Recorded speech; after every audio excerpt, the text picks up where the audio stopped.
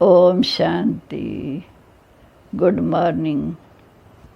आज हम सुनते हैं 27/7/21 के अनमोल मधुरमा वाक्य। आज है मंगलवार। प्यारे शिव बाबा हमारी मंगल कामनाएं पूर्ण करने आए हैं। बाबा कहते बच्चे, योगवाद से आत्मा की काट निकलेगी, इसमें गफलत नहीं करनी है। फिर बाबा ने कहा, तुम सब बाप के बच्चे वर्षे के अधिकारी हो, इसलिए एक बाप को याद करेंगे तो वर्षा मिलेगा। फिर बाबा ने कहा कि इस समय भारत कोई वर्षा है, कल में एक ही बार बाबा आकर वर्षा देते हैं। राम श्राप देता, बाबा वर्षा देते। श्राप में है दुख, वर्षे में है सुख। फिर बाबा ने कहा कि बापूजी सब कईयों को कहते हैं, जैसे महात्मा गांधी जी को भी बापूजी कहते थे, लेकिन सारे विश्व के बापूजी नहीं हो सकते। सारे विश्व के बापूजी एक शिव बाबा हैं। शिव बाबा और ब्रह्मा दादा। बाबा का नाम अलग है, दादे का अलग है। शिव बाबा निराकार बाप, दादा है ब्रह्मा साकार। पर बेहद का वर्षा दादे द्वारा, ब्रह्मा द्वारा सब बच्चों को मिलता है। ऐसा वर्षा मिलता है जो सत्युग में कोई दुखी भी नहीं होता, क्योंकि हम पुकारते हैं, आकर हमारे दुख हरों में सुख दो। तो बाप आए कि जन्मों के लिए हमें सुख का वर्षा देने। फिर बाबा ने कहा कि सत्युग में लक्ष्मी नारायण का राज्य था। भक्ति मार्ग में उनके मंदिर में जाकर माला फेरते थे। अब तो माला नहीं फेरेंगे, क्योंकि तुम उनकी जीवन कहानी को जान गए हो। फिर बाबा ने कहा कि उन्होंने इस समय के पुरुषार्थ से प्रारब्ध पाई है। संगम युग में पुरानी दुनिया बदलने वाली है, तो इस समय बाप ने आकर राजयोग सिखाकर हमें सतयुगी नई दुनिया के वर्षे के अधिकारी बनाते हैं। अब हम सुनते हैं आज के मधुरमा वाक्य। बाबा ने कहा, मीठे बच्चे, योग बल से ही आत्मा की कट निकलेगी, इसलिए योग में कभी भी गफलत नहीं करो। प्रश्न है, बाप ने बच्चों को बेहद का वर्षा लेने की कौन सी युक्ति बताई, जिसमें माया चारों तरफ विघन डालती है। बाबा ने युक्ति बताई कि बच्चे, तुम ब्रह्मा कुमार कुमारियाँ, एक बाप के बच्चे आपस में भाई बहन हो। शिव बाबा के बच्चे आपस में भाई भाई, ब्रह्मा बाबा के बच्चे आपस में भाई बहन। तुम कभी क्रिमिनल आसार नहीं कर सकते, माना विकारी दृष्टि नहीं रख सकते। भाई बहन विकार में नहीं जा सकते। तुम्हें शिव बाबा की श्रीमत पर चलकर बेहद का वर्षा लेना है। शिव बाबा की श्रीमत पर चलकर बेहद का वर्षा लेना है, परंतु माया कम नहीं है, चारों तरफ इसमें विघन डालती। हम भाई बहन हैं, एक बाप से वर्षा लेते हैं, ये भूल जाते हैं। गीता है, तुम्हें पाके हमने जहाँ पा लिया, जमी तो जमी आसमां पा लिया। ओम शांति। गीत का एक अक्षर ही काफ़ी है। बच्चे जानते हैं, बेहद के बाप से बेहद का वर्षा मिलता है और कलब कलब मिलता है। ये भी बच्चे जानते हैं, बेहद का वर्षा बराबर भारत को मिला था, अब वो नहीं है, फिर से मिल रहा है। भारत को मिला था, अब गवा दिया, फिर से मिल रहा है।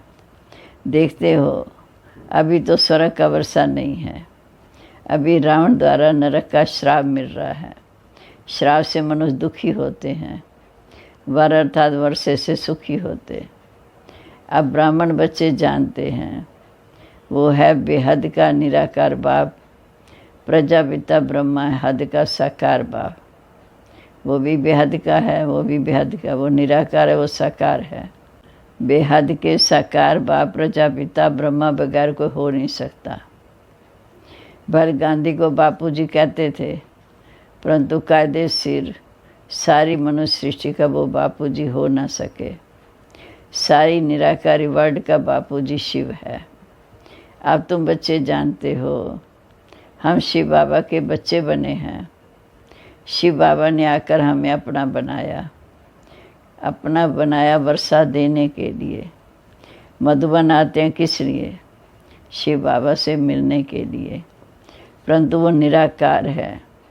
सिर्फ शिव बाबा कहने से समझेंगे नहीं, इसलिए कहा जाता है बाप दादा, क्योंकि शिव बाबा ब्रह्मा द्वारा मिलते हैं, इसलिए कहा जाता है बाप दादा। शिव बाबा और ब्रह्मा दादा, दादे का नाम अलग है, बाप का नाम अलग है। वो है शिव कल्याणकारी, ये है प्रजापिता ब्रह्मा। वह निराकार सबका बाप भी है, साकार दादा भी है। सब बच्चों को बाप दादा से वर्षा मिलता है। बेहद के बाप से सबको वर्षा मिलता है। वह बाप ही सबका दुख करता, सुख करता है। सतयुग में कोई भी मनुष्य दुखी हो ना सके। नाम यह स्वर्ग, वो है हेवन स्थापन करने वाला एक गॉड फादर है। नाम स्वर्ग है, स्वर्ग माना हेवन स्थापन करने वाला एक बाप गॉड फादर है। भारत ही सबसे पुराना है, तो ज़रूर सबसे नया भी था, तभी तो अभी सबसे पुराना हुआ। नया था तभी पुराना हुआ। सतयुग कलयुग को ही कहा जाता है। सतयुग कलयुग भारत में ही है, बराबर भारत ही स्वर्ग था। ये लक्ष्मी नारायण राज्य करते थे, ये बुद्धि में है। अभी तुम लक्ष्मी नारायण के मंदिर में जाएंगे तो झट बुद्धि में आएगा कि इन्हों को ये वर्षा कैसे मिला। लक्ष्मी नारायण को देखते ही झट बुद्धि में आएगा, इनको ये वर्षा कैसे मिला, ये पूज्य कैसे बने, कब राज्य किया, किस द्वारा राज्य पाया, ये सारा बुद्धि में आ जाएगा कि सतयुग से पहले जन्म संगम में इन्होंने ऐसा पुरुषार्थ किया तो शिव बाबा से अपना वर्षा लिया। अभी लक्ष्मी नारायण के मंदिर में जाते हैं, माला फेरते थे, ऑक्यूपेशन का कुछ भी पता नहीं था भक्ति मार्ग में। अब सिर्फ तुम्हारी बुद्धि में है 100 नंबर बार कि इन्होंने संगम युग पर पुरुषार्थ कर जो वर्षा पाया। तुम अभी लक्ष्मी नारायण के मंदिर में जाकर खड़े होंगे तो देख देख के हर्षित होंगे। बुद्धि में है कि इन्होंने ये प्रारब्ध कैसे पाई। संगम युग पर ही शिव बाबा से वर्षा पाया, क्योंकि संगम ही पुरानी दुनिया बदलने वाली है। संगम पर ही बाप ने आकर राजयोग सिखाया था। बहुत जन्मों के अंत में, जन्म में बराबर ब्रह्मा था, अंत के जन्म में ये ब्रह्मा था, फर्स्ट जन्म ये नारायण। ब्रह्मा द्वारा विष्णुपुरी की स्थापना होती, अर्थात लक्ष्मी नारायण के राज्य की स्थापना होती। ये लक्ष्मी नारायण ही पहले जन्म में ब्रह्मा सरस्वती थे। ब्रह्मा के साथ ब्राह्मण ब्राह्मणियाँ भी होंगे, अकेले मम्मा बाबा थोड़ी राज करेंगे, उसके साथ और भी होंगे, परिवार होगा ब्राह्मण ब्राह्मणियों का। सतयुग में लक्ष्मी नारायण की राजधानी थी ना, तो ज़रूर प्रजापिता ब्रह्मा भी होगा। तुम जानते हो हम पुरुषार्थ कर रहे हैं। जिन्होंने कल पहले पुरुषार्थ किया वह हम साक्षी देखते हैं। एक होता है रजाई पाना, दूसरा होता है प्रजा घराना। एक है रजाई घराना, दूसरा प्रजा घराना। उसमें कोई बहुत सौकार होते, कोई कम होते। रजाई घराने में भी ऐसे हैं, प्रजा घराने में भी ऐसे हैं, कोई बहुत सौकार, कोई कम सौकार। राजाओं में भी कोई बहुत सौकार, कोई कम सौकार होते। तुम लक्ष्मी नारायण के मंदिर में किसको भी समझा सकते हो कि इन्होंने ये राज्य कैसे पाया। अब फिर से वही अपना राज्य भाग ले रहे हैं। फिर से ब्रह्मा सरस्वती पुरुषार्थ कर ये राजभाग ले रहे हैं। राजधानी स्थापन हो रही है, कितना सहज है। अम्बा कौन है ये भी नहीं जानते। तुम कहेंगे ये तो जगत अम्बा है, जगत की माँ है। कल पहले भी जगदम्बा जगत पिता थे, उनके हम बच्चे थे। संगम पर बाबा ने आके राजयोग सिखाया। जगत अम्बा के बच्चे भी ढेर हैं, परंतु इतने सभी को बिठा नहीं सकते। वे सभी आकर बैठ जाए, जगदम्बा के साथ बैठ नहीं सकते। अब तुमको ज्ञान का तीसरा नेत्र मिला है। बाप ज्ञान का सागर है, तो ज़रूर बच्चों को ही ज्ञान देंगे ना। उनको ना मनुष्य ना देवता कहा जाता, उनको परमात्मा ही कहा जाता है। तुम कोई के भी मंदिर में जाओ तो उनकी बायोग्राफी बता सकते हो, राम के लिए भी तुम समझा सकते हो। चंद्रवंशी घराना अभी स्थापन हो रहा है, सूर्यवंशी घराना, चंद्रवंशी घराना, ब्राह्मण धर्म अभी स्थापन हो रहे हैं। ब्रह्मा द्वारा ब्राह्मणों का भी धर्म स्थापन हो रहा है। ब्रह्मा का नाम कितना बाला है। ब्रह्मा द्वारा बाप ब्राह्मणों को रचते हैं। शिव बाबा ब्रह्मा द्वारा ब्राह्मणों को रचते हैं। तुम ब्रह्मा कुमार कुमारी होने से जानते हो हम एक बाप के बच्चे आपस में भाई बहन हैं। फिर हम क्रिमिनल असल्ट कर नहीं सकते, विकारी दृष्टि रख नहीं सकते, भाई बहन विकार में जा नहीं सकते। बाबा ने ये युक्ति रची है पावन बनाने की। ड्रामानुसार तुम भी ब्रह्मा कुमार, हम भी ब्रह्मा कुमारी। वास्तव में सारी दुनिया बीके है, परंतु अपने को जानते नहीं। हम शिव बाबा की श्रीमत से बेहद का वर्षा ले रहे हैं। माया भी कम नहीं, वो भी चारों तरफ विघन डालती है। हम भाई बहन हैं, एक बाप से वर्षा लेते भूल जाते हैं। ये तो अच्छी रीति समझते हो कि सतयुग में एक ही धर्म रहता है, बाकी सब धर्म खत्म हो जाने हैं। सतयुग में एक ही धर्म आदि सनातन देवी देवता धर्म, बाकी सब विनाश हो जाएंगे। फिर द्वापर में आकर धर्म पिता अपने धर्म की स्थापना करेंगे। ये भी बच्चे जानते हैं, ये कोई नई बात नहीं है। हर 5000 वर्ष के बाद ये चक्कर फिरता रहता है। तिथि तारीख भी लिखी हुई है। ये भी बुद्धि में रहना चाहिए कि हम शिव बाबा से इस युक्ति से वर्षा ले रहे हैं, क्योंकि आत्मिक दृष्टि से भाई भाई तो भी पवित्र दृष्टि, भाई बहन है तो भी पवित्र दृष्टि। इस युक्ति से हम वर्षा लेते हैं। लक्ष्य तो सबको मिला हुआ है, मनुष्य देवता बनना। बाप को याद कर बाप से वर्षा लेना है। याद अर्थात योग बल से ही आत्मा की कट निकलेगी, इसमें कोई गफलत ना हो। इसलिए मुरली मिलती है। निश्चय बुद्धि पक्का है तो बल कहाँ भी चला जाए। समझो मुरली नहीं भी मिलती तो भी बुद्धि में ज्ञान तो है ना। एक बार अच्छी तरह समझ लिया, पक्का निश्चय बुद्धि है तो कहीं भी हो, लेकिन बाबा को याद कर सकते हैं। हम बाबा का बन गए।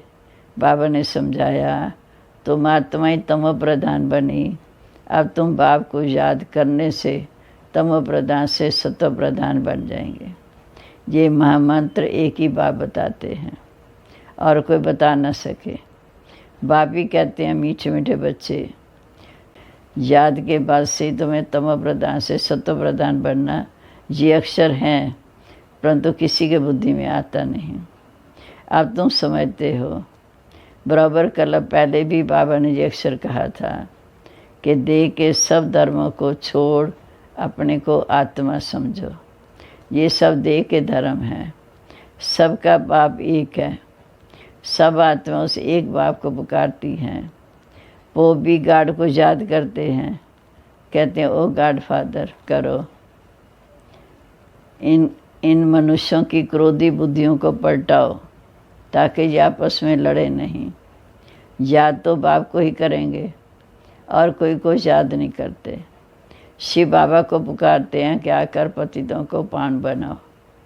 पावन बनेंगे फिर तो छीछी रावण की दुनिया में रह नहीं सकेंगे, फिर ज़रूर नई दुनिया चाहिए। पावन बनेंगे तो रहने के लिए नई दुनिया चाहिए। कलयुग से बदल सतयुग तो होगा ही, परंतु इतना भी नहीं समझते। एक डॉक्टर आया था, कहता था कलयुग तो कलयुग ही चलेगा, और सदैव कलयुग ही कैसे चलेगा। कलयुग अच्छा है क्या?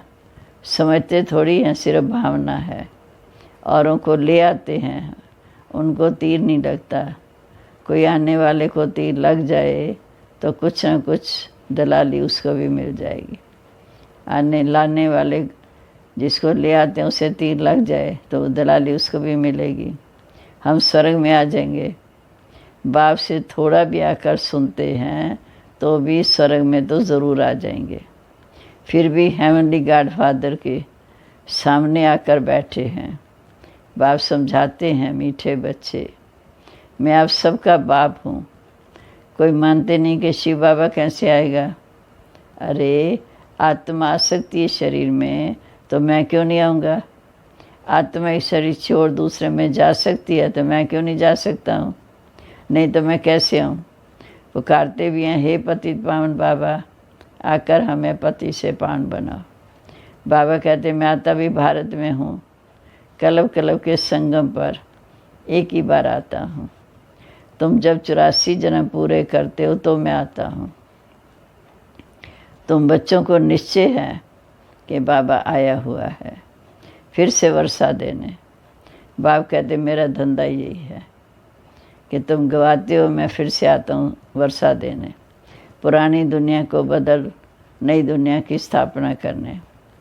गाया हुआ है नई दुनिया की स्थापना, पुरानी दुनिया का विनाश, फिर तुम जाकर पालना करेंगे। सतयुग में जाकर पालना होगी। रोशनी मिली है। काली का मंदिर देखेंगे तो समझेंगे ये झूठा चित्र है। काली बराबर जगदम्बा है, परंतु उसका ऐसा भयानक रूप नहीं है। बंगाल में काली के आगे बलि चढ़ाते हैं परंतु जानते कुछ नहीं। जगदम्बा के मंदिर में लाखों आते हैं, सदैव जैसे मेला है। छोटी सी मूर्ति रखी, नाम रख दिया जगत अम्बा। अब जगत अम्बा तो एक होनी चाहिए ना। सिंध में काली का मंदिर कैसा बनाया था। एक बार किले में बम फटा तो एक फ़कीर ने कहा काली माता गुस्से में आ गई, बस उसने आकर वहाँ काली का मंदिर बना दिया। अब काली है कौन कुछ भी नहीं जानते। तुमको अब नॉलेज मिली है, ऐसी कोई चीज़ नहीं जिसको तुम ना जानो। समझते हो बाबा से वर्षा ले रहे हैं तो पूरा वर्षे के लिए पूरा पुरुषार्थ करना चाहिए ना, कि वर्षा लेना है तो पूरा पुरुषार्थ कर ऊंच वर्षे के अधिकारी बने। फिर बाबा ने कहा पहले नंबर का दुख तब शुरू होता है जब कुमार कुमारी शादी करते हैं। तुम्हें तो शादी करने का कभी ख्याल भी नहीं आना चाहिए। बाप कहते ये रावण राज्य ख़त्म होना है। ये है विकारी ग्रस्त व्यवहार। देवी देवताओं के लिए गाते हैं निर्विकारी ग्रस्त व्यवहार। ये किसी को पता नहीं कि देवताओं को निर्विकारी बनाने वाला कौन है। सतयुग है संपूर्ण निर्विकारी दुनिया। शास्त्रों में दिखा दिया कि वहाँ भी विकार थे, परंतु वह 22 वर्ड विकारी दुनिया। विकारी दुनिया और निर्विकारी दुनिया में कितना फ़र्क है। विकारी दुनिया में दुख शांति, निर्विकारी दुनिया में सुख शांति। ये बातें सिवाय तुम्हारे और किसी की बुद्धि में नहीं है। तुम जानते हो लक्ष्मी नारायण का राज्य था तो कितने थोड़े मनुष्य थे, एक ही धर्म था, फिर धीरे धीरे वृद्धि को पाया। चक्र भी पूरा लगाना पड़े तब कहेंगे पूरी पृथ्वी पर चक्कर लगाया। समुद्र पर तो चक्कर लगा ना सके। वास्को डी गामा ने चक्कर लगाया था, सूर्य समुद्र का कोई चक्कर लगा ना सके। सतयुग में थोड़े हैं, ज़मीन भी कितनी थोड़ी लेते हैं। अब मनुष्य सृष्टि की हद पूरी होनी है। ऊपर में थोड़ी आत्माएं जो हैं वह भी आती रहती हैं। मनुष्य बढ़ते रहते हैं। जब वहाँ से आत्माओं का आना पूरा हो जाएगा तुम कर्मातीत अवस्था को पाएंगे। फिर आत्माओं को शरीर छोड़कर जाना है। उनका आना तुम्हारा जाना होगा। थोड़े थोड़े आते रहेंगे, समझ की बात है। हम पहले पहले जाकर वहाँ रहेंगे, हमारे होते कोई और रहना नहीं चाहिए। ये विस्तार की बातें हैं। बच्चों को फिर भी बाप कहते अच्छा बच्चे अपने प्यारे बाबुल को याद करो।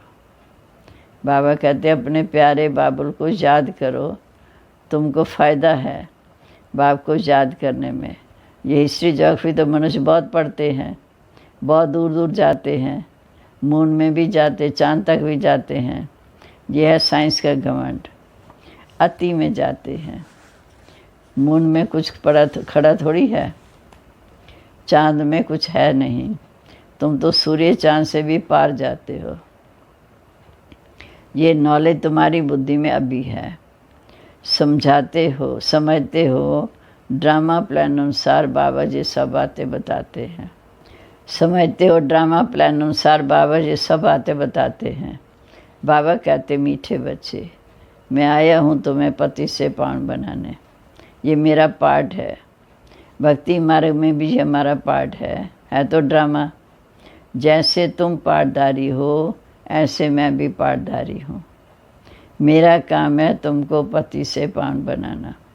जो कुछ करते हैं उनकी महिमा होती है ना।